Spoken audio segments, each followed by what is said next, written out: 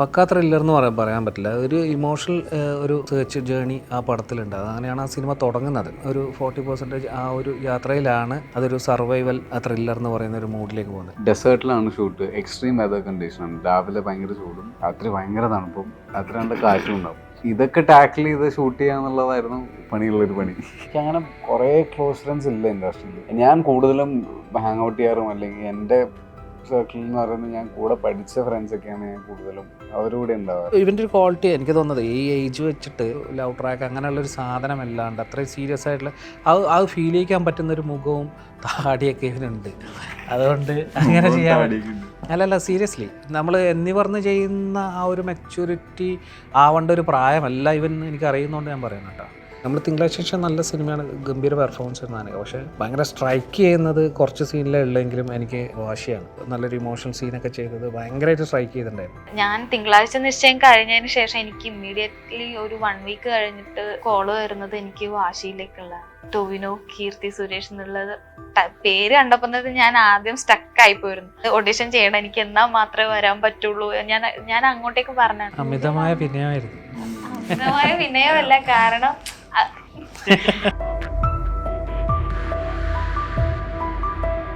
Hi, this is Meenakshi. Welcome to Saina South Plus. ഇന്ന് നമ്മളോടൊപ്പം guest ആയിട്ടുള്ളത് റാസ്ത എന്ന മൂവിയുടെ ഡയറക്ടർ അനീഷ് അൻവറും ഒപ്പം തന്നെ സർജാനോ ആൻഡ് അനഘ ആണ്. Welcome to Saina South Plus. ഇപ്പോൾ സർജാനോ ഖാലിദ് ഭയങ്കര ഡിഫറെൻ്റ് ആയിട്ടുള്ള നെയിം, ഞാൻ അങ്ങനെ കേട്ടിട്ടുള്ള ഒരു നെയിം അല്ല. എന്താണ് ഈ നെയിമിൻ്റെ പുറകിലുള്ള കാര്യം? അതങ്ങനെ ഉപ്പ ഇട്ടാണ് പേര്. എന്താ മീനിങ്? എന്താ? ക്രിയേറ്റിവിറ്റി. ഓ, ഓക്കെ. എൻ്റെ ഉപ്പ പിന്നെ ഇടയ്ക്കിടയ്ക്ക് ഫേസ്ബുക്കിൽ ഇതിൻ്റെയൊക്കെ ഡെഫിനേഷൻ ഇടാറുണ്ട്. ഞാൻ കാണാറുണ്ട്. പെട്ടെന്ന് അത് ആലോചിച്ച് സർജാനോ എങ്ങനെ ആ പേര് പുള്ളിക്ക് കിട്ടി.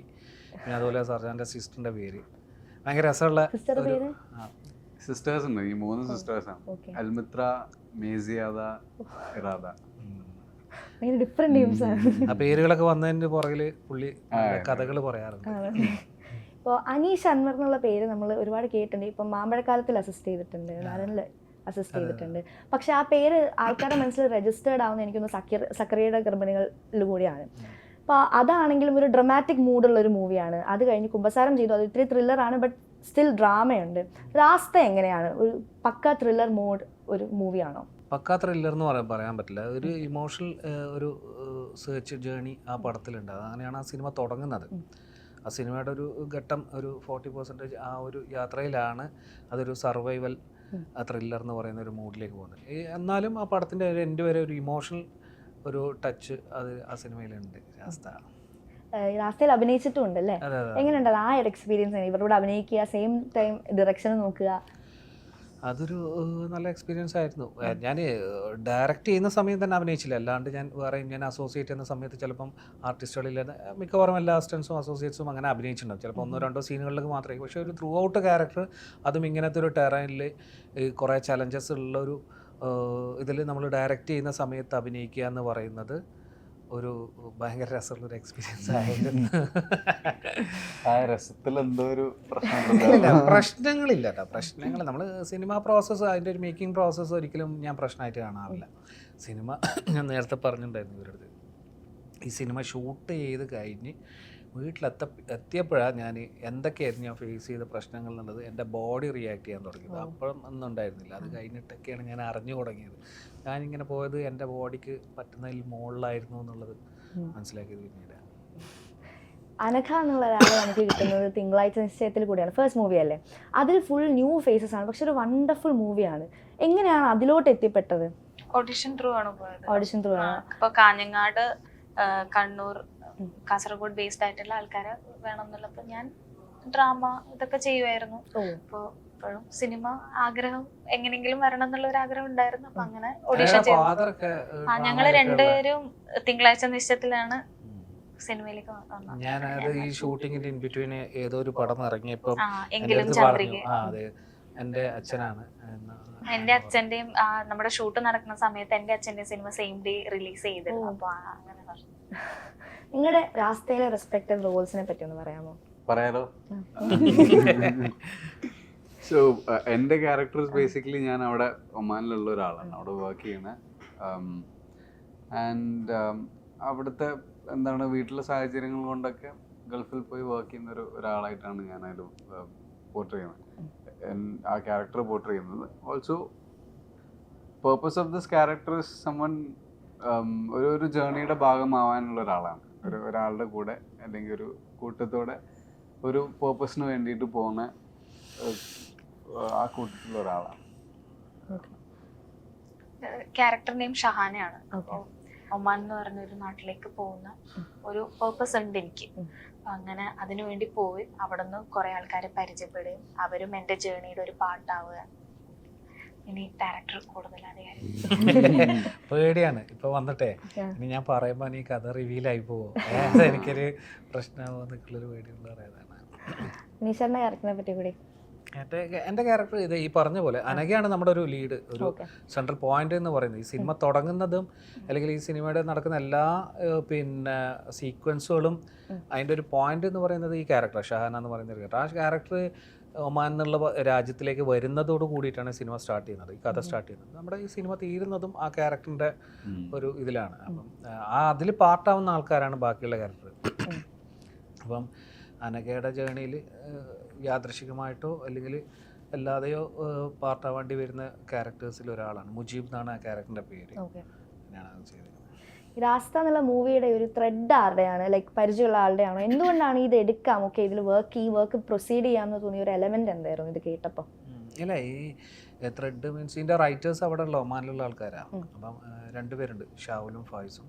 രണ്ടുപേരോട് 10-20 വർഷമായിട്ട് അവിടെ ജോലി ചെയ്യുന്ന ആൾക്കാരാണ്. ഒരാളൊരു ക്ലിനിക്ക് നടത്തുന്നുണ്ട്, നേഴ്സാണ് പുള്ളി ബേസിക്കലി.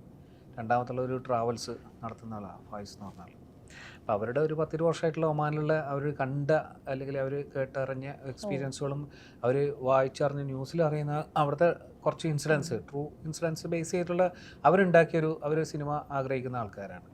അപ്പോൾ അവരുണ്ടാക്കിയൊരു കഥയാണ്. അപ്പോൾ ആ കഥ ആക്ച്വലി ഈ കഥ സിനിമയാക്കാൻ ഞാനല്ല ആലോചിക്കുന്നത്. അവർ സിനിമയാക്കാൻ ആഗ്രഹിക്കുകയും അതിൻ്റെ ഒരു യാത്രയിൽ അവർ പ്രൊഡ്യൂസേഴ്സിനെ കാണുകയും അങ്ങനെയൊക്കെ ഉണ്ടാകുന്നൊരു യാത്രയിൽ ഞാൻ അങ്ങോട്ട് എത്തിപ്പെടുകയായിരുന്നു. അവരെന്നെ ഇൻവൈറ്റ് ചെയ്തിട്ട് ഞാനങ്ങനെ ഡയറക്ടർ റോളിലേക്ക് ഞാൻ പോവുകയാണ്. അപ്പം അങ്ങനെ പോയി കഴിഞ്ഞിട്ടാണ് ഞാൻ കേട്ടപ്പം എനിക്കത് വർക്കായി. അപ്പോൾ ആ സിനിമ ചെയ്യാനുള്ള ഒരു ഇൻട്രസ്റ്റ് തോന്നി. ഷൂട്ട് എവിടെയായിരുന്നു മോസ്റ്റ്ലി ഒരു 99% ഓൾമോസ്റ്റ് അത് ഒമാനിൽ തന്നെയാണ് ഷൂട്ട് ചെയ്തത്. ഒരു ചെറിയൊരു ഫോൺ കട്ട്, ഒരു ഹാഫ് ഡേ ഷൂട്ട് മാത്രം നമ്മളിവിടെ ചെയ്യുന്നുണ്ട്, കൊച്ചിയിൽ ചെയ്യുന്നുണ്ട്. അല്ലാതെ ബാക്കിയെല്ലാം ഒമാനിൽ തന്നെ ഒമാൻ്റെ പല ഭാഗങ്ങളിലായിട്ട് ഷൂട്ട് ചെയ്തതാണ്. അതിലൊരു മേജർ പോർഷനാണ് ഡെസേർട്ട്. ഈ ഡെസേർട്ട് എന്ന് പറയുമ്പോൾ ലൈക്ക് പോസ്റ്റേഴ്സിൽ തന്നെ നമുക്കറിയാം ഡെസേർട്ട് ഒരു മൂഡ് ഉണ്ട്. അപ്പോൾ ഈ ഒരു എക്സ്പീരിയൻസ് എന്ന് പറയുമ്പോൾ ഒരു ഡിഫറെൻറ്റ് എക്സ്പീരിയൻസ് ആണ്. നോർമൽ ഒരു മൂവി ഷൂട്ട് ചെയ്യുന്നതിനെക്കാട്ടി ഒരുപാട് ചലഞ്ചിങ് ആയിട്ടുള്ള ഒരു എക്സ്പീരിയൻസ് ആണിത്. ആ ഒരു ഷൂട്ട് ഡേയ്സ് എങ്ങനെയായിരുന്നു? ഭയങ്കര ഹെക്ടിക് ആയിരുന്നു. ഭയങ്കര ഇമോഷണലിയും ഫിസിക്കലിയും എക്സോസ്റ്റിംഗ് ആയിട്ടുള്ളൊരു പ്രോസസ്സ് ആയിരുന്നു അത്. കാരണം ഡെസേർട്ടിലാണ് ഷൂട്ട്, എക്സ്ട്രീം വെതർ കണ്ടീഷനാണ്. രാവിലെ ഭയങ്കര ചൂടും രാത്രി ഭയങ്കര തണുപ്പും രാത്രി നല്ല കാറ്റും ഉണ്ടാവും. അപ്പം ഇതൊക്കെ ടാക്കിൾ ചെയ്ത് ഷൂട്ട് ചെയ്യാന്നുള്ളതായിരുന്നു ഐ തിങ്ക് മോസ്റ്റ് എന്താ പറയുക പണിയുള്ളൊരു പണി. ത്രില്ലർ മൂവി എനിക്ക് തോന്നുന്നു ആദ്യമായിട്ടല്ല ത്രില്ലറിലേക്ക് വരുന്നത്. ത്രില്ലർ എങ്ങനെയുണ്ട്? ജനുവരി 5 കാണേണ്ടി വരും. പക്ഷേ അതല്ല, നോർമലി മൂവീസ് മറ്റ് മൂവീസ് ഒരു സെറ്റ് എക്സ്പീരിയൻസ് ആയിരിക്കില്ല ത്രില്ലർ. എനിക്ക് തോന്നുന്നത് പിന്നെ ഈ ക്യാരക്ടർ പിന്നെ അതായത് അനഘ ചെയ്ത ഷാന എന്നുള്ള ക്യാരക്ടർ അത് കുറച്ചുകൂടി ഷോൾഡർ ചെയ്യുന്നത് ഒരു ഇമോഷൻസ് ആണ്. പുള്ളിയുടെ അവരുടെ ഒരു പേഴ്സണൽ ഒരു സ്റ്റോറി ഉണ്ട്. നേരത്തെ പറഞ്ഞ പോലെ അതാണ് നമ്മുടെ ലീഡ് ചെയ്യുന്നത്. അതിൽ ത്രില്ലിങ് മൊമെൻറ്റ്സ് വരുന്നത് മാത്രമല്ല, അവരെപ്പോഴും അവരുടെ ഒരു പേഴ്സണൽ ഒരു ഇമോഷണൽ ഒരു സബ്ജക്റ്റ് ഒരു കഥയായിട്ട് ബന്ധപ്പെട്ടിട്ടാണ് വരുന്നത്. എനിക്ക് അനഘ അത് ഗംഭീരമായിട്ട് ചെയ്തു എന്നുള്ളതാണ് എൻ്റെ ഒരു വിശ്വാസം. ഞാൻ അനഘൻ്റെ സിനിമകൾ കണ്ടാണ്, അതിലൊക്കെ ഗംഭീര പെർഫോമൻസ് ആയിരുന്നു. അപ്പം അങ്ങനെയാണ് നമ്മൾ അനഘയിൽ എത്തിയത്. അനഘനെ സംബന്ധിച്ചിടത്തോളം അനായാസേന ചെയ്തത്, എന്നാൽ അത് വളരെ ബ്യൂട്ടിഫുള്ളായിട്ട് ഔട്ട്കം വന്നൊരു സംഭവമാണ് ഷഹാന എന്നുള്ള ക്യാരക്ടർ. ഇപ്പോൾ സർദാനയുടെ കാര്യം പറയുകയാണെങ്കിൽ രജിഷയുടെ കൂടെ ആക്ട് ചെയ്തിട്ടുണ്ട്, പ്രിയയുടെ കൂടെ ആക്ട് ചെയ്തിട്ടുണ്ട്, ഒരുപാട് അതുപോലുള്ള സ്റ്റാർസിൻ്റെ കൂടെ ആക്ട് ചെയ്തിട്ടുണ്ട്. ഇൻഡസ്ട്രിയിൽ വളരെ ക്ലോസ് ടു ഹാർട്ട് ആയിട്ടുള്ള ഒരാൾ എന്ന് ചോദിച്ചാൽ എങ്ങനെ? ഫ്രണ്ട്സ് ആണോ? ഫ്രണ്ട്സ് ഓർ എനിത്തിങ് ക്ലോസ് ആയിട്ടുള്ള, വളരെ ക്ലോസ് ആയിട്ടുള്ള. ഇൻഡസ്ട്രിയിൽ ക്ലോസ് ആയിട്ടുള്ള ആൾക്കാർ ഇവരൊക്കെ തന്നെ, വർക്ക് ചെയ്യുന്ന ആൾക്കാരൊക്കെ തന്നെയാണ്. ഭയങ്കര ക്ലോസ് എന്ന് പറയാൻ എനിക്ക് തോന്നുന്നത് എനിക്ക് അങ്ങനെ കുറേ ക്ലോസ് ഫ്രണ്ട്സ് ഇല്ല ഇൻഡസ്ട്രിയിൽ. എല്ലാവരും ഫ്രണ്ട്സ് ആണ്. അനഘ നല്ല ഫ്രണ്ടാണ്, പ്രിയ നല്ല ഫ്രണ്ടാണ്, രജിഷ, അഭിനയിച്ച എല്ലാവരും നല്ല ഫ്രണ്ട്സ് തന്നെയാണ്. ഞാൻ കൂടുതലും ഹാങ് ഔട്ട് ചെയ്യാറും അല്ലെങ്കിൽ എൻ്റെ സർക്കിളിൽ എന്ന് പറയുന്നത് ഞാൻ കൂടെ പഠിച്ച ഫ്രണ്ട്സൊക്കെയാണ് ഞാൻ കൂടുതലും അവരുടെ ഉണ്ടാവാറ്. കൂടുതലും അങ്ങനെ സിനിമ ഷൂട്ട് ചെയ്യുമ്പോഴും അതിൻ്റെ ഭാഗമായിട്ടുള്ള പരിപാടിക്കൊക്കെ മാത്രമാണ് മോസ്റ്റ്ലി. അർജുനാണ് ശരിക്കും പറഞ്ഞാൽ എൻ്റെ ഫസ്റ്റ് ഇൻഡസ്ട്രിയിൽ വന്നിട്ടുള്ള എൻ്റെ ഫസ്റ്റ് ഫ്രണ്ട് അർജുനായിരുന്നു. അപ്പൊ അങ്ങനെ ഒരു കണക്ഷൻ അർജുനായിരുന്നു. ഇപ്പോൾ ഈ ത്രില്ലർ മൂവീസിന്റെ ഒരു കാര്യം പറയുമ്പോൾ അതിൽ സസ്പെൻസ് മെയിൻറ്റെയിൻ ചെയ്യുക എന്ന് പറയുന്നത് വലിയൊരു ഫാക്ടറാണ്. ചിലപ്പം ചില മൂവീസിൽ നമ്മൾ കണ്ടിട്ടുണ്ട് ഇങ്ങനെ ഒരുപാട് ബിൽഡപ്പ് കൊണ്ടുപോയി ലാസ്റ്റ് റിവീൽ ചെയ്യുന്ന ഒരു പോർഷൻ എത്തുമ്പോഴത്തേക്കും ഫുൾ കുളമാക്കുന്ന ഒരു സിറ്റുവേഷൻ. അപ്പം നമുക്ക് സൗണ്ടിലായിക്കോട്ടെ എഡിറ്റിങ്ങിലായിക്കോട്ടെ എല്ലാത്തിലും ഈ സസ്പെൻസ് മെയിൻറ്റെയിനിങ് എന്ന് പറയുന്നത് വളരെ ഇമ്പോർട്ടൻ്റ് ആണ്. അതിൽ വലിയൊരു റോള് പ്ലേ ചെയ്യുന്നതാണ് സിനിമാറ്റോഗ്രഫി, എഡിറ്റിംഗ്, സൗണ്ട് എല്ലാം. അതിനെ എങ്ങനെയാണ് അപ്രോച്ച് ചെയ്തത്? അല്ല, സിനിമാറ്റോഗ്രാഫി അല്ലെങ്കിൽ എഡിറ്റിംഗ് നമുക്ക് ബേസിക്കലി നമുക്കൊരു കണ്ടന്റ്, ഒരു ബൈൻഡഡ് ആയിട്ടുള്ള ഒരു സ്ക്രിപ്റ്റ് ഉണ്ടല്ലോ. ആ സ്ക്രിപ്റ്റ് ഡിമാൻഡ് ചെയ്യുന്ന രീതിയിൽ നമ്മൾ ഷൂട്ട് ചെയ്യണം. അതിൽ പ്രത്യേകിച്ച് നമ്മൾ ഓരോ ഏരിയാസ് ഭയങ്കരമായിട്ട് ഫോക്കസ് ചെയ്യേണ്ട കാര്യമില്ല. ഈ ഷോട്ട് ഇങ്ങനെ എടുത്താൽ നമുക്ക് സസ്പെൻസ്ഫുൾ ഉണ്ടാവുന്നുള്ളതില്ല. ആ ഒരു നമുക്ക് സ്ക്രിപ്റ്റ് വായിക്കുമ്പോൾ നമ്മുടെ മനസ്സിലൊരു സിനിമ കയറും. അപ്പം അതിന് എന്നിലെ പ്രേക്ഷകനെ, ഓഡിയൻസിനെ തൃപ്തിപ്പെടുത്തുന്ന രീതിയിൽ, എന്നെ കൺവിൻസ് ചെയ്യുന്ന രീതിയിൽ ആ സീൻ വർക്ക് ചെയ്യുക എന്നുള്ളതാണ് നമ്മൾ ചെയ്യുന്നത്. എനിക്ക് പിന്നെ ചെയ്യുന്നതാണ് പോസ്റ്റ് പ്രൊഡക്ഷനുള്ള പരിപാടി, കാരണം ബാക്ക്ഗ്രൗണ്ട് മ്യൂസിക്കൊക്കെ വരുന്ന കാര്യങ്ങൾ, എഡിറ്റിംഗ് സംഭവങ്ങളൊക്കെ. എന്നാലും ഓൾമോസ്റ്റ് എൻ്റെ ഒരു സ്കൂൾ അങ്ങനെ ആയതുകൊണ്ടൊക്കെ എനിക്ക് ഷൂട്ട് ചെയ്യുന്ന ആ ഒരു പ്രോസസ്സിൽ തന്നെ എൻ്റെ മനസ്സിൽ ഒരു കംപ്ലീറ്റ് ആയിട്ടുള്ളൊരു സിനിമ ഉണ്ടാവും. അതിൻ്റെ മ്യൂസിക് ഇങ്ങനെയൊക്കെ അല്ലേ, ഇന്ന സ്ഥലത്ത് സൈലൻസ് ആയിരിക്കും എന്നുള്ള ഒരു സാധനം നമുക്ക് അറിയാണ്ട് കിട്ടും. നമ്മൾ ഒരു പ്രേക്ഷകനായിട്ടാണല്ലോ സിനിമ കാണുന്നത് ബാക്കി. അപ്പം ആ രീതിയിൽ അങ്ങനെയാണ് ഈ സിനിമ കംപ്ലീറ്റ് എല്ലാ സീനും വർക്ക് ചെയ്തേക്കുന്നത്. ഈ മ്യൂസിക് ചൂസ് ചെയ്യുന്നത് വളരെ ഓർത്തും കണ്ടും മാത്രമല്ലേ ചൂസ് ചെയ്യാൻ പറ്റുള്ളൂ. ആ ഒരു പ്രോസസ്സാണ് ഞാൻ ചോദിച്ചത്. മ്യൂസിക് മീൻസ് ബാക്ക്ഗ്രൗണ്ട് മ്യൂസിക് അല്ല, ബാക്ക്ഗ്രൗണ്ട് മ്യൂസിക് ഞാൻ ആക്ച്വലി നമ്മൾ ജോയി സാറിൻ്റെ അസിസ്റ്റൻ്റായിട്ടൊക്കെ നിൽക്കുന്ന സമയത്ത് അല്ലാണ്ട് ബാക്കിയുള്ള ആൾക്കാരുടെ കൂടെ അസിസ്റ്റൻ്റായിട്ട് അസോസിയേറ്റ് ആയിട്ടൊക്കെ വർക്ക് ചെയ്യുമ്പം ബാക്ക്ഗ്രൗണ്ട് മ്യൂസിക് ചെയ്യുന്ന നിങ്ങളറിയോ എങ്ങനെയാണെന്ന് അറിയില്ല, ഇതേ ഒരു പുതിയ ആൾക്കാരറിയുമെന്ന് അറിയില്ല. നമ്മൾ ചെന്നൈയിലൊക്കെ പോയിട്ട് രാജാമണി സാർ, അന്നത്തെ വലിയ ബാക്ക്ഗ്രൗണ്ട് മ്യൂസിക് ചെയ്യുന്ന ആൾക്കാർക്ക് നമ്മൾ പടം ഇട്ട് കണ്ടിട്ടേ, നമ്മൾ ഒരു ഫസ്റ്റ് റീൽ ഇട്ടു, നമ്മളിങ്ങനെ പോയിക്കൊണ്ടിരിക്കുന്ന സമയത്ത് പെട്ടെന്ന് ഡയറക്ടർ ഇവിടെ കട്ട് ചെയ്യും, ഇവിടെ നമുക്ക് മ്യൂസിക് കൊടുക്കണം, ഇന്ന ഫ്രെയിമിൽ മ്യൂസിക് തീരണം, അങ്ങനെ പറയും. എന്നിട്ടത് അസിസ്റ്റൻസ് നമ്മൾ നോട്ട് ചെയ്യും. ഭയങ്കര രസമുള്ള പ്രോസസ്സാണ്. അപ്പോൾ അതിങ്ങനെ കഴിഞ്ഞിട്ട് പെട്ടെന്ന് ഇവിടെയൊക്കെ ഫുൾ സൈലൻസ് ആണെന്ന് പറയും. അത് കഴിഞ്ഞിട്ട് പിന്നെ ഇന്ന ഏരിയ ഇവിടെ എത്തുമ്പോൾ ഇവിടെ നമുക്ക് ഭയങ്കര ഒരു വേറെ ഇങ്ങനത്തെ ഒരു ഇന്ന ഇൻസ്ട്രുമെൻ്റ് ഉപയോഗിച്ചിട്ട് നമുക്ക് ഇങ്ങനത്തെ ഒരു മൂഡിലാണ് ഈ സീൻ വർക്ക് ചെയ്യേണ്ടത്.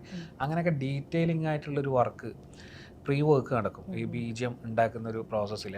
ചില ആൾക്കാർ അങ്ങനെ ഞാൻ കണ്ടിട്ടുണ്ട്, ചില ആൾക്കാർ അങ്ങനെ പറയുകയൊന്നും ചെയ്യില്ല. ഇവരെ ട്രസ്റ്റ് ചെയ്തിട്ട്, മ്യൂസിക് ഡയറക്ടറെ ട്രസ്റ്റ് ചെയ്തിട്ട് കൊടുക്കും. പിന്നെ ഞാൻ അങ്ങനെ ചെയ്യുന്നത്. നമുക്ക് ഐഡിയ, നമ്മൾ അങ്ങനെ പറയാൻ നിന്ന് കഴിഞ്ഞാൽ ഇയാൾ ലോക്കാവും. Is an individual music director. അപ്പം പുള്ളി മാത്രമല്ല, പുള്ളി ഒരു പ്രേക്ഷകനാണ്. പുള്ളിക്ക് ഈ സിനിമേൻ്റെ കഥ അറിയാം. പുള്ളി ഇതിങ്ങനെ കംപ്ലീറ്റ് ആയിട്ട് കാണുമ്പം പുള്ളിക്ക് എവിടെയാണ് വർക്കാകുന്നത് അല്ലെങ്കിൽ എവിടെയാണ് വർക്കാവാത്തത് സപ്പോർട്ട് ചെയ്യേണ്ടത് എന്നുള്ളതിനെ പറ്റിയിട്ട് പുള്ളിക്കൊരു ധാരണ ഉണ്ടാവും. ഞാൻ അവിടെ സ്പേസ് കൊടുക്കും. അവിടെ സ്പേസ് കൊടുത്തിട്ട് അവന് ഇഷ്ടമുള്ള, കാരണം ഞാൻ ആദ്യമായിട്ട് വർക്ക് ചെയ്യുന്ന ഒരാളല്ല. അവൻ എൻ്റെ കഴിഞ്ഞ കുമ്പസാരവും സക്രിയയും ബഷീറിൻ്റെയും എല്ലാത്തിലും ചെയ്ത ഒരാളാണ്. അപ്പോൾ അതുകൊണ്ട് ഞാൻ ട്രസ്റ്റ് ചെയ്തിട്ട് പുള്ളിനെ കൊണ്ട് കംപ്ലീറ്റ് മ്യൂസിക് ചെയ്യിക്കല പതിവ്. ചെയ്ത് കഴിഞ്ഞിട്ട് എനിക്ക് വർക്കാവാത്ത കാര്യങ്ങൾ നമ്മൾ ഡിസ്കസ് ചെയ്യും. അപ്പോൾ അവൻ അതിൻ്റെ കാരണങ്ങൾ പറയും, നമ്മൾ മാറ്റേണ്ട കാര്യങ്ങൾ മാറ്റും, അല്ലെങ്കിൽ ചില സ്ഥലത്ത് മ്യൂട്ട് ചെയ്യും. അങ്ങനെയൊക്കെയാണ് ബാക്ക്ഗ്രൗണ്ട് മ്യൂസിക്കിൻ്റെ ഒരു പ്രോസസ്സ് നടക്കുന്നത്. അപ്പോൾ ഇവരുടെ കാര്യം പറയുകയാണെങ്കിൽ ഇവർ തീരെ യൂസ്ഡ് അല്ലാത്തൊരു സിറ്റുവേഷനിലോട്ടാണ് ഷൂട്ടിങ്ങിന് വേണ്ടി പോകുന്നത്. വളരെ ഒട്ടും കംഫർട്ടബിൾ അല്ലാത്തൊരു സിറ്റുവേഷൻ. അപ്പോൾ ഇവർക്ക് എന്തെങ്കിലും പ്രിപ്പറേഷൻ ആസ് എൻ കൊടുത്തിരുന്നോ? ഞാൻ പേഴ്സണലി ഒന്നും കൊടുത്തില്ല. ഞാൻ ഈ ക്യാരക്ടർ ഡീറ്റെയിൽ ആയിട്ട് പറഞ്ഞു കൊടുത്തു, സ്ക്രിപ്റ്റ് ഇവർ വായിച്ചിട്ടുണ്ട്. ഇവരുടെ കാര്യത്തിൽ ഞാൻ ഇന്ന പോലെ ചെയ്യണം അങ്ങനെ ഒരു സാധനങ്ങൾ അത് നമ്മൾ ലോക്ക് ചെയ്യലാണ്. അവർ ഒരു ആർട്ടിസ്റ്റാണ്, അപ്പം ആക്ടർ ആവട്ടെ അല്ലെങ്കിൽ അല്ലാണ്ട് എന്താവട്ടെ ക്രിയേറ്റീവായിട്ട് ചെയ്യേണ്ട ആൾക്കാരാണ്. അപ്പോൾ അവരുടെ ഒരു സ്പേസ് കൊടുത്തിട്ട് ഇതാണ് മൂഡ് എന്നുള്ള പറയും. ചിലപ്പം ഞാൻ വിചാരിക്കാത്തൊരു ലെവലിൽ അവർ ചെയ്യും, ചിലപ്പം ഞാൻ വിചാരിക്കുന്ന പോലെ ആയിരിക്കില്ല ചെയ്യുന്നത്. അപ്പം നമുക്ക് ഇതല്ല എനിക്ക് ഇങ്ങനെയാണ് വേണ്ടെങ്കിൽ മാത്രമേ ഞാൻ സജസ്റ്റ് ചെയ്യുള്ളൂ. അല്ലെങ്കിൽ ബാക്കി അവർ ചെയ്യുന്ന അവർക്ക് ഫ്രീഡം കൊടുത്തിട്ട് ചെയ്യുക എന്നുള്ളതാണ് രീതി. അത് എങ്ങനെയായിരുന്നു അവരുടെ എക്സ്പീരിയൻസ് എന്നുള്ളത് സർജാനും അനഘയും തന്നെയാണ് പറയേണ്ടത്. ഈ സീൻ ഷൂട്ട് ചെയ്യുന്ന സമയത്ത് എങ്ങനെയാണ് അവർക്ക് മനസ്സിലായത്, അവരെങ്ങനെയാണ് അത് പ്ലേ ചെയ്തത് എന്നുള്ള രീതിയിൽ അവർ. എന്തായാലും ഒരു സിനിമയിൽ നമ്മളൊരു ക്യാരക്ടർ ചെയ്യുമ്പോൾ ആദ്യം തന്നെ നമുക്ക് ആ ക്യാരക്ടർ എന്താണെന്നുള്ളത് മനസ്സിലായി. അത് ഒരു 2-3 ദിവസം ചിലപ്പോൾ കുറച്ച് സമയം എടുക്കും അതിലേക്ക് വരാൻ. അപ്പോൾ ആദ്യം ഞാനും മനീഷേട്ടൻ്റെ അടുത്ത് ചോദിക്കുമായിരുന്നു, ഇങ്ങനെ ഇതാണോ അപ്പോൾ പുള്ളിക്കാരൻ പറയുന്നുണ്ട്, ഞാൻ ചോദിക്കും ഇങ്ങനെ ചെയ്യാമോ അങ്ങനെ ചെയ്യാമോ, അപ്പോൾ ഓക്കെ അത് ചെയ്തോ, നീ ഇങ്ങനെ തന്നെ ചെയ്യണം, അങ്ങനത്തെ ഒരു സംഭവം ഇതുവരെ ഉണ്ടായിരുന്നു ഞങ്ങൾക്ക്. അത് കംപ്ലീറ്റ് ആ ചോദ്യത്തിൽ വേറൊരു സംഭവം ഉണ്ട്. എന്താണെന്നറിയാം, നമ്മൾ ചില സിനിമകൾ ഷൂട്ട് ചെയ്യുമ്പോൾ നമ്മൾ ഒരു 60 സീനുള്ള ഒരു സിനിമയാണെങ്കിൽ ചിലപ്പോൾ നമ്മൾ 40ാമത്തെ സീനായിരിക്കും ആദ്യം എടുക്കുന്നുണ്ടാകുക. അപ്പോൾ ചിലപ്പം നമ്മൾ ഡയറക്ടർ കൃത്യമായിട്ട് ഇൻസ്ട്രക്ട് ചെയ്യണം. കാരണം ഇവരുടെ ഒരു ജേണി എങ്ങനെയൊക്കെ ഉണ്ടാവും എന്നുള്ളത് ഏകദേശം ധാരണ ഉണ്ടാവും. പക്ഷേ അത് ഞാൻ എങ്ങനെ വർക്ക് ചെയ്യും അല്ലെങ്കിൽ ഡയറക്ടർ എങ്ങനെ വർക്ക് ചെയ്യും എന്നുള്ള കാര്യം നമ്മുടെ മനസ്സിലുള്ളതുകൊണ്ട് ഈ സീൻ എടുക്കുന്ന സമയത്ത് നിങ്ങൾ ഇത്രയും പ്രശ്നങ്ങൾ വന്നിട്ടുണ്ട്, അപ്പോൾ ഇവിടെ നിങ്ങൾ ഇങ്ങനെയാണ് റിയാക്ട് ചെയ്യാൻ പാടുള്ളൂ, ലോജിക്കല്ല. ചിലപ്പോൾ ഇവിടെ എത്തുമ്പോൾ ഇങ്ങനെ ആവും ആ ക്യാരക്ടർ എന്നുള്ളത് പറയാം. ഇത് പക്ഷേ ഈ സിനിമയിൽ അങ്ങനെ ആയിരുന്നില്ല. ഈ സിനിമയിൽ നമ്മളൊരു അതിൻ്റെ ഒരു നോവൽറ്റി ഒരു തുടർച്ച പോലെ സ്റ്റാർട്ടിങ് സീൻ മുതൽ അങ്ങനെ തന്നെയാണ് പോയത്. അതുകൊണ്ട് നമ്മൾ ഫസ്റ്റ് സീൻ എടുക്കുമ്പോൾ തന്നെ ആദ്യത്തെ സീൻ ചെയ്ത് അതിൻ്റെ തുടർച്ച പോലെ അടുത്തേ ഉള്ളൂ. അപ്പോൾ കറക്റ്റായിട്ട് ഇവർ അതിലേക്ക് വീണിട്ടുണ്ടാവും. തിങ്കളാഴ്ച നിശ്ചയത്തിൻ്റെ കാര്യം പറയുകയാണെങ്കിൽ സിദ്ദിഖ് സാറിൻ്റെ ഒരു ഇൻ്റർവ്യൂ ഉണ്ടായിരുന്നു. അതിൽ ആൾ തിങ്കളാഴ്ച നിശ്ചയത്തിലെ എല്ലാവരെയും കുറിച്ച് പറഞ്ഞിട്ടുണ്ട്, വളരെ ബ്യൂട്ടിഫുൾ ആയിട്ട് പുള്ളിക്ക് ഫീൽ ചെയ്തു എന്നുള്ളത്. തിങ്കളാഴ്ച നിശ്ചയം കണ്ടു കഴിഞ്ഞപ്പോൾ നമ്മുടെ മനസ്സിൽ നിൽക്കുന്ന ഒരു ക്യാരക്ടറാണ് അതൊക്കെ ചെയ്തത്. ഈ ക്യാരക്ടറും അതുപോലെ നമ്മുടെ മനസ്സിൽ തങ്ങി നിൽക്കുന്ന അല്ലെങ്കിൽ രാസ്ത കഴിഞ്ഞിറങ്ങി വീട്ടിൽ പോയാലും നമ്മൾ ഓഡിയൻസിൻ്റെ കൂടെ പോകുന്ന അങ്ങനത്തെ ഒരു ക്യാരക്ടർ ആയിരിക്കുമോ? ആയിരിക്കുമെന്ന് പ്രതീക്ഷിക്കുന്നു. പിന്നെ ഈ ഒരു ഞാൻ ഈ സിനിമ ചെയ്യാൻ ഒരു ഫാക്ടറും ഈ ഒരു ക്യാരക്ടറിനോട് എനിക്ക് തോന്നിയ ഒരു ഇഷ്ടമാണ്. അപ്പോൾ അതെനിക്ക് ചെയ്യണമെന്ന് ഒരൊരു സർവൈവൽ മൂവിയാണ്, ഒരുപാട് ഇമോഷൻ ഉണ്ട്. ഞാൻ വളരെ ഇൻവോൾവ് ആയിട്ട് തന്നെ ഷഹാനെ ആവാൻ ഞാൻ മെൻ്റലി ഞാൻ ഷഹാനെ ആയിട്ട് അവിടെ നിന്നിട്ടുണ്ടെന്നാണ് ഞാൻ വിശ്വസിക്കുന്നത്. കാരണം ആ ഒരു ക്യാരക്ടറിൻ്റെ ഓരോ ഇമോഷനും ഞാൻ മനസ്സിലിങ്ങനെ അറിഞ്ഞറിഞ്ഞ് ചെയ്തതാണ്. അപ്പോൾ അതിൻ്റെ ഒരു റിസൾട്ട് കിട്ടുമായിരിക്കും. സർജാനോ ജൂണിലൊക്കെ ഉള്ളത് ഭയങ്കര എൻറ്റയർലി ഡിഫറെൻ്റ് ആയിട്ടുള്ള ക്യാരക്ടർ, ക്യൂട്ടായിട്ട് ഫീൽ ചെയ്യുന്ന ക്യാരക്ടറാണ്. ഇതിൽ നമുക്ക് പോസ്റ്റേഴ്സിലാണെങ്കിലും ട്രെയിലറിലാണെങ്കിലും കുറച്ചുകൂടി ഒരു ഫിയേഴ്സ് നേച്ചർ ഉണ്ട്. എങ്ങനെയുണ്ടായിരുന്നു ആ ഒരു എക്സ്പീരിയൻസ്, ഒരു ഡിഫറെൻറ്റ് ക്യാരക്ടർ റോൾ ചെയ്തിട്ട്? നല്ല എക്സ്പീരിയൻസ് ആയിരുന്നു. ഐ മീൻ അങ്ങനെ രണ്ടും ഇങ്ങനെ കമ്പയർ ചെയ്ത് നോക്കിയിട്ടില്ല. ബട്ട് ഈ ക്യാരക്ടറിൻ്റെ ഒരു മൊത്തത്തിലുള്ള സ്വഭാവം തന്നെ ഇസ് ഡിഫറെൻറ്റ്. മറ്റേതൊരു സ്കൂൾ ബോയ് അല്ലെങ്കിൽ അങ്ങനത്തെ ഒരു പരിപാടി which had more to do with love, അതായിട്ട് ബേസ് ചെയ്തിട്ടുള്ള പരിപാടിയായിരുന്നു. ഇത് അങ്ങനല്ല. ഈ സിനിമ കുറച്ചുകൂടെ more than my personal story, this is also about other people's character in the film. അപ്പം ഈ ഇവരുടെ എല്ലാവരുടെയും ഒരു ഇമോഷണൽ സാധനങ്ങളൊക്കെയാണ് ഈ സിനിമ മൊത്തം പറഞ്ഞു വന്നത്. And I think hoping that people will like it. Challenging ഒരു റോൾ ആയിരുന്നു അല്ലേ? ചാലഞ്ചിങ് എന്ന് പറയുന്നത് നമുക്ക് എക്സോഷനും അങ്ങനത്തെ ഒക്കെ പ്രശ്നങ്ങൾ ഉണ്ടായിരുന്നല്ലോ. അല്ലാതെ ഐ ഡോണ്ട് നോ എത്രത്തോളം ചാലഞ്ചിങ് ആയിരുന്നു പറഞ്ഞാൽ ഡെഫിനറ്റ്ലി നമ്മൾ അങ്ങനെ ഒരു അതിൻ്റെ ഒരു മൈൻഡ് സെറ്റിൽ എത്തണം. നമ്മൾ ഇതുവരെ we don't know how it feels to be stuck in a desert. ആ ഒരു എക്സ്പീരിയൻസ് നമുക്ക് ഓൾറെഡി ഇല്ലാത്തത് കൊണ്ട് അങ്ങനത്തെ ഒക്കെ കുറച്ചുകൂടെ വർക്ക് ചെയ്തിട്ട് ഇൻവോൾവ് ആയിട്ട് ചെയ്തിട്ടുണ്ട്. I hope comes out well. വളരെ പിക്കി ആയിട്ട് ഫിലിംസ് ചൂസ് ചെയ്യുന്ന ഒരാളാണോ? അല്ല, അത്രയും സിനിമകൾ വരുന്നുള്ളൂ. വരുന്നതിൽ നമുക്ക് നല്ലതെന്ന് തോന്നുന്ന എടുക്കാനല്ലേ പറ്റൂ. അങ്ങനെ ഇപ്പോൾ സക്രയുടെ ഗർഭിണികളാണെങ്കിലും അല്ലെങ്കിൽ കുമ്പസാരാണെങ്കിലും വലിയൊരു ഹ്യൂജ് കാസ്റ്റ് ആയിരുന്നു. അല്ലെങ്കിൽ ജയസൂര്യ സർ പോലെയുള്ള നമുക്കറിയാം അവരെങ്ങനെയാണ്, അവരെ പല വേഷങ്ങളിൽ നമ്മൾ കണ്ടിട്ടുണ്ട്. പക്ഷെ ഇതിൽ വരികയാണെങ്കിൽ ഇവരൊക്കെ ബഡ് ചെയ്ത് വരുന്നു. ലൈക്ക് ഇവരെ ഒരുപാട് ടൈപ്പ് ഓഫ് റോൾസിൽ നമ്മൾ കണ്ടിട്ടില്ല. എങ്ങനെയാണ് ഈ ഒരു കാസ്റ്റിലേക്ക് എത്തിപ്പെട്ടത്? കാസ്റ്റിംഗ് മീൻസ് ആക്ച്വലി ഇത് കുറച്ച് യങ്സ്റ്റേഴ്സിൻ്റെ ഒരു കഥയാണല്ലോ, അങ്ങനെ സ്ക്രിപ്റ്റ്. അപ്പം അതുപോലത്തെ ആൾക്കാരെയാണല്ലോ നമുക്ക് ചൂസ് ചെയ്യാൻ പറ്റുന്നത്. കുറച്ച് ഓപ്ഷൻസ് ഉണ്ടായിരുന്നു. ഫസ്റ്റ് നമ്മളിങ്ങനെ കഥ അവർ പറയും, ഇതിൻ്റെ റൈറ്റേഴ്സിൻ്റെ അടുത്ത് ഫസ്റ്റ് പറയുമ്പം അവരെ മനസ്സിലുള്ള കുറച്ച് ആൾക്കാരെ പറഞ്ഞു. കാരണം ഇത് ആക്ച്വലി ഈ സിനിമയുടെ ഈ 4 ക്യാരക്ടേഴ്സ് ഒരു ഒമാനി, അത് ഒമാനി തന്നെ ആയിരിക്കണം, അവിടെ ഉള്ളൊരു അറബ് അല്ലെങ്കിൽ ആയിരിക്കണം. കാരണം പിന്നെ അത് കഴിഞ്ഞിട്ട് ബാക്കി 3 മെയിൽ ക്യാരക്ടറായിരുന്നു ഞാൻ ആദ്യം സ്ക്രിപ്റ്റ് വെക്കുമ്പോൾ. പിന്നെ എൻ്റെ ഒരു സജഷനിലാണ് അത് ഒരു ഫീമെയിൽ ക്യാരക്ടർ, അതായത് ഒരു ലീഡ് ചെയ്യുന്ന ഒരു ക്യാരക്ടർ എന്ന് പറയുന്നത് ഒരു ഫീമെയിൽ ഇതിലേക്ക് പോകണം എന്ന് തോന്നിയത്.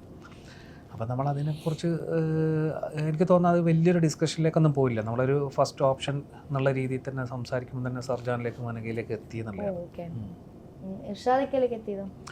ഇർഷാദ് ഞാൻ പണ്ട് അസിസ്റ്റൻ്റായിട്ട് വർക്ക് ചെയ്യുന്ന സമയം തന്നെ ജോഷ് സാറിൻ്റെ കൂടെ ഒക്കെ ഉണ്ടാകുമ്പം പ്രജാമാം അങ്ങനത്തെ ഒരു പടങ്ങളിലൊക്കെ ഉണ്ടാകുന്ന സമയത്ത് തന്നെ ഇർഷാദിനെ എനിക്ക് പരിചയമുണ്ട്. പുള്ളി അന്ന് തുടക്കം എന്നുള്ള രീതിയിലാണ് ആ സിനിമയിൽ എനിക്ക് തോന്നുന്ന 2-3 സീനിൽ മാത്രം വന്ന ആളാണ് അന്നൊക്കെ. വന്നത് മുതലേ ഉള്ളൊരു പരിചയം ഉണ്ട്. നമ്മൾ ഇടയ്ക്ക് എപ്പോഴും ഫോണിൽ ബന്ധപ്പെടും, സംസാരിക്കും. പുള്ളി എൻ്റെ സിനിമകൾ ഇറങ്ങുമ്പോൾ അഭിപ്രായം പറയും, ഞാൻ പുള്ളിൻ്റെ സിനിമകൾക്ക് അഭിപ്രായം പറയും. അതിന് ഒന്നിച്ച് വർക്ക് ചെയ്യാൻ പറ്റിയില്ല. ഇപ്പം കൃത്യമായിട്ട് എനിക്കത് ആ സമയത്ത് ഓർമ്മ വന്നു. അങ്ങനെയാണ് ഞാൻ ഇർഷാദിനെ വിളിക്കുകയും, ഇർഷാദിൻ്റെ പിന്നെ സുധീഷ് ചേട്ടനുണ്ട്, അങ്ങനെ പിന്നെ ടി ജി രവി സാറുണ്ട്. മലയാളത്തിൽ നമുക്ക് ആക്ടേഴ്സ് എന്ന് പറയുന്നത് എക്സ്പീരിയൻസ് ആയിട്ടുള്ള ഇവരൊക്കെയാണ്. പിന്നെ ബാക്കി കുറേ പേര് അഭിനയിച്ചേക്കുന്നത് ഈ മലയാളികൾ തന്നെ അവിടെ ജീവിക്കുന്ന കുറച്ച് ആൾക്കാരുണ്ട്. ഈ നാടകമായിട്ട് ബന്ധപ്പെട്ടിട്ടും അല്ലെങ്കിൽ സിനിമ ഇഷ്ടമുള്ള സിനിമയിൽ പണ്ടൊക്കെ വർക്ക് ചെയ്ത ആൾക്കാരും, അത് പല മേഖലകളിൽ സിനിമേൻ്റെ തന്നെ ആക്ടിങ് മാത്രമല്ല എല്ലാത്തിലും ഉള്ള ആൾക്കാർ. പിന്നെ അവിടെയുള്ള ഒമാനികൾ, അറബികൾ, അവരൊക്കെ കുറേ പേരുണ്ട് അഭിനയിച്ചിട്ടുണ്ട്. ഇതിൽ ഏറ്റവും ചലഞ്ചിങ് ആയിട്ട് ഫീൽ ചെയ്തത് എന്തായിരുന്നു ഷൂട്ടിൻ്റെ സമയത്തോ സെറ്റിൻ്റെ ലൊക്കേഷനിലോ? കാരണം ഒരു ഇങ്ങനത്തെ ഒരു മൂവിയാണ്, ആ സെറ്റിലും അത് മെയിൻറ്റെയിൻ ചെയ്ത് പോകേണ്ട ഒരു സിറ്റുവേഷൻ ഉണ്ട്. അതുപോലെ തന്നെ ഒരുപാട് ഫിസിക്കലി നമ്മൾ ഒരുപാട് എക്സോസ്റ്റഡ് ആവുന്നുണ്ട്. എന്തായിരുന്നു ഏറ്റവും കൂടുതൽ ചലഞ്ചിങ് ആയിട്ട് ഫീൽ ചെയ്തത്? ചലഞ്ചിങ് എൻ്റെ ഒരു എക്സ്പീരിയൻസ് വെച്ചിട്ട് ഞാൻ ഈ കഥ കേട്ടപ്പോൾ എനിക്ക് ചലഞ്ചിങ് ആയിട്ട് തോന്നുന്നത് ഇതിൽ സാൻഡ് സ്റ്റോം ഒരു വലിയ ഘടകമാണ്. സാൻഡ് സ്റ്റോമാണ് നമ്മുടെ എന്താണ് ഡെസേർട്ടിലുള്ള ഒരു ഭീകരത എന്ന് പറയുമ്പോൾ ചിലപ്പോൾ നമുക്കൊരു വൈൽഡായിട്ടുള്ള ചില ആനിമൽസ് കാണാം, നമ്മൾ ഡെസേർട്ട് മൂവീസിൽ കണ്ട അങ്ങനെയാണ്. അല്ലാണ്ട് എന്താണെന്നൊക്കെ നോക്കുമ്പം കഥയിലുള്ളത് ഒരു സാൻഡ് സ്റ്റോമും കുറച്ച് അങ്ങനെയുള്ള കുറച്ച് കാര്യങ്ങൾ അതെങ്ങനെ ക്രിയേറ്റ് ചെയ്യും എന്നുള്ളൊരു ഒരു ചലഞ്ചായിരുന്നു. കാരണം അതുപോലത്തെ ഒരു സ്ഥലത്ത് അത്ര ഒരു റിക്വയർമെൻറ്റ്സ് നമുക്ക് വിചാരിക്കുന്നത് കിട്ടാൻ സാധ്യതയില്ലാത്തൊരു സ്ഥലത്ത് എങ്ങനെയായിരിക്കും അത് ഷൂട്ട് ചെയ്യുക എന്നുള്ളതായിരുന്നു എൻ്റെ ആദ്യത്തെ പെർസ്പെക്റ്റീവ്. മീൻസ് ഡയറക്ടർ പെർസ്പെക്റ്റീവ്സിലുള്ള ഒരു ചലഞ്ച് തോന്നിയത്. ഞാൻ അതിനു വേണ്ടിയിട്ടായിരുന്നു ആദ്യത്തെ ഒരു ഇതുണ്ടായിരുന്നത്. പിന്നെ ഒബ്വിയസ്ലി ഞാൻ എൻ്റെ കരിയർ തുടങ്ങിയത് ദുബായ് എന്നുള്ള പടത്തിലാണ് അസിസ്റ്റൻ്റായിട്ട്. അപ്പം അന്ന് എനിക്കറിയാം ഞാൻ 100 ദിവസത്തോളം എടുത്തിട്ടാണ് അപ്പോൾ നമ്മൾ ആ പടം ഷൂട്ട് ചെയ്തത്. ഞാനതിൽ 60 ദിവസം കഴിഞ്ഞപ്പോൾ എനിക്ക് തിരിച്ചു വരേണ്ടി വന്നു. പല ദിവസങ്ങളും നമുക്ക് ഷൂട്ട് ചെയ്യാൻ പറ്റില്ല, കാരണം പെർമിഷൻ ഭയങ്കര പ്രശ്നം. ഇവിടുത്തെ പോലെ ഈസി അല്ല അങ്ങനെയുള്ള കൺട്രി. അപ്പം അത് കുറച്ചും കൂടി സ്ട്രിക്റ്റ് ആയിട്ടുള്ളൊരു സ്ഥലമാണ്. ദുബായ് പോലെ അല്ല, ദുബായ് കുറേ കൂടെ സപ്പോർട്ട് ചെയ്യുന്നൊരു സ്ഥലമാണ് സിനിമയ്ക്ക്. അപ്പോൾ പിന്നെ ഇതിൽ ഒമാൻ പോലത്തെ ഒരു സ്ഥലത്ത്, അതും ഫുള്ള് ഒമാനിൽ ഷൂട്ട് ചെയ്യുമ്പം പ്രത്യേകിച്ച് കുറേ പോലീസുകാർ അങ്ങനത്തെ സംഭവങ്ങളൊക്കെ ഷൂട്ട് ചെയ്യുമ്പം അതിൻ്റെ പെർമിഷൻസ് കാര്യങ്ങൾ എങ്ങനെയാണെന്നുള്ളതുണ്ടായിരുന്നു. പക്ഷേ അത് ഒമാനിലുള്ള പ്രൊഡ്യൂസർ അവിടെ ഉള്ളതാണ്, നമ്മുടെ ഇതിൻ്റെ കൺട്രോളർ, അങ്ങനെയുള്ള ആൾക്കാരൊക്കെ അവിടെ ഉള്ളതുകൊണ്ട് അത് ഈസി ആയിട്ട് നടക്കുമെന്ന് വെച്ചു. പക്ഷേ നമ്മൾ വിചാരിക്കാത്ത കുറേ ചലഞ്ചസ് അതിൻ്റെ ഇടയ്ക്ക് വന്നു എന്നുള്ളതാണ്. പിന്നെ നമ്മുടെ ഈ ചൂട്, ഒബ്വിയസ്ലി ചൂട്, ബാക്കിയുള്ള കാര്യങ്ങളൊക്കെ ആയിരുന്നു ചലഞ്ചസ് ആയിട്ട് വന്നത്. സസാനോട് കാര്യം ചോദിക്കുകയാണെങ്കിൽ എങ്ങനെയുള്ള ക്യാരക്ടേഴ്സാണ് ചെയ്യാൻ ഇഷ്ടം? ഇനി ചലഞ്ചിങ് ആയിട്ടുള്ളതായിരിക്കും ഒബ്വിയസ്ലി വരുന്നത്, കാരണം ഡിഫറെൻറ്റ് റോൾസ് അല്ലേ. എന്നാലും മനസ്സിൽ ഇന്ന പോലെ ഒരു ക്യാരക്ടർ ചെയ്യണമെന്നൊരു തോന്നലുണ്ടായിട്ടുണ്ടോ? അങ്ങനെ ഒരു കൃത്യമായിട്ടുള്ളൊരു ആൻസർ ഇല്ല എനിക്ക്. But I think I want to do more, കുറച്ചുകൂടെ ഒരു ഹ്യൂമൻ പ്രൊഡ്യൂസ് കുറച്ചുകൂടെ ഇമോഷൻസിനെ ടാപ്പ് ചെയ്യുന്ന അല്ലെങ്കിൽ കോംപ്ലെക്സ് ആയിട്ടുള്ള ക്യാരക്ടേഴ്സിനെയൊക്കെ എനിക്ക് എക്സ്പ്ലോർ ചെയ്യണമെന്ന് ഭയങ്കര ആഗ്രഹമുണ്ട്. മോർ ദൻ ജസ്റ്റ് ഒരു ചെറിയൊരു ക്യൂട്ട് പരിപാടി എന്നല്ലാതെ കുറച്ചുകൂടെ കോംപ്ലെക്സ് ആയിട്ടുള്ള പരിപാടികളും അങ്ങനത്തെ സാധനങ്ങളൊക്കെ എക്സ്പ്ലോർ ചെയ്ത് തുടങ്ങുന്നുണ്ട്. കേട്ടല്ലോ അല്ലേ സിനിമകൾ ഞാൻ ചെയ്ത് നല്ല രസമായിട്ട് ഇപ്പോൾ ഒരു പടം വന്നിട്ടുണ്ടായിരുന്നു, കണ്ടോന്നറിയില്ല, എന്നിവർ എന്നുള്ള പടം. അങ്ങനെ ഓബ്വിയസ്ലി ഇവൻ്റെ ഒരു ക്വാളിറ്റി എനിക്ക് തോന്നുന്നത് ഈ ഏജ് വെച്ചിട്ട് നമ്മളൊരു ചോക്ലേറ്റ് അല്ലെങ്കിൽ ഒരു ലവ് ട്രാക്ക് അങ്ങനെയുള്ളൊരു സാധനമല്ലാണ്ട് അത്രയും സീരിയസ് ആയിട്ടുള്ള അത് ഫീൽ ചെയ്യിക്കാൻ പറ്റുന്നൊരു മുഖവും താടിയൊക്കെ ഇവനുണ്ട്. അതുകൊണ്ട് അങ്ങനെ ചെയ്യാൻ അല്ലല്ല സീരിയസ്ലി നമ്മൾ എന്നിവർന്ന് ചെയ്യുന്ന ആ ഒരു മെച്യൂരിറ്റി ആവേണ്ട ഒരു പ്രായമല്ല ഇവൻ, എനിക്ക് അറിയുന്നതുകൊണ്ട് ഞാൻ പറയുന്നു കേട്ടോ. പിന്നെ അത് ആ ഒരു മെൻ്റൽ ഇതിലെത്തണമല്ലോ, ആ ഒരു ഇതിൽ നമ്മൾ എത്തിക്കഴിഞ്ഞാൽ ഒരു ആക്ടർക്ക് ബിഹേവ് ചെയ്യാനാണെങ്കിൽ കൂടിയും പറ്റുള്ളൂ. എന്നാലും എങ്ങനെയാണ് ഫിലിമിലേക്ക് എത്തിയത്? പണ്ടോട്ടെ പാഷൻ ആയിട്ടാണോ? എങ്ങനെയാണ് ഫസ്റ്റ്? പാഷൻ എപ്പോഴും ഉണ്ടായിരുന്നു, പാഷൻ ആസ് എൻ ആഗ്രഹം ഉണ്ടായിരുന്നു എപ്പോഴും. ഓഡിഷനിലൂടെയാണ് വന്നത്. That was all. ഒന്നും പ്ലാൻ ചെയ്യാതെ പെട്ടെന്ന് ഒരു ഓഡിഷൻ വെറുതെ കൊടുത്ത് ഇങ്ങനെ പിന്നെ ജൂൺ സംഭവിച്ചു. അങ്ങനെ അനഘയുടെ കരിയറിൻ്റെ ഒരു സ്റ്റാർട്ടിങ്ങിൽ തന്നെ വളരെ ലാൽ സാറിൻ്റെ കൂടെ, ടോവിനോട് കൂടെയൊക്കെ ആക്ട് ചെയ്യാനുള്ള അവസരങ്ങൾ ഉണ്ടായിരുന്നു. അവരുടെ കൂടെയൊക്കെ ഇത്തരം എക്സ്പീരിയൻസ് ആയിട്ടുള്ള ആൾക്കാരുടെ കൂടെ ആക്ട് ചെയ്ത ഒരു എക്സ്പീരിയൻസ് എങ്ങനെയായിരുന്നു? എനിക്കതെങ്ങനെ എക്സ്പ്രസ് ചെയ്യുമെന്ന് എനിക്കറിയില്ല. പക്ഷെ ഞാൻ തിങ്കളാഴ്ച നിശ്ചയം കഴിഞ്ഞതിന് ശേഷം എനിക്ക് ഇമ്മീഡിയറ്റ്ലി ഒരു 1 വീക്ക് കഴിഞ്ഞിട്ട്, 1 വീക്കും അല്ല, ഒരു 4-5 ഡേയ്സ് കഴിഞ്ഞിട്ട് കോള് വരുന്നത് എനിക്ക് വാശിയിലേക്കുള്ള. പിന്നെ ടോവിനോ, കീർത്തി സുരേഷ് എന്നുള്ളത് പേര് കണ്ടപ്പോൾ ഞാൻ ആദ്യം സ്റ്റക്ക് ആയി പോയിരുന്നു.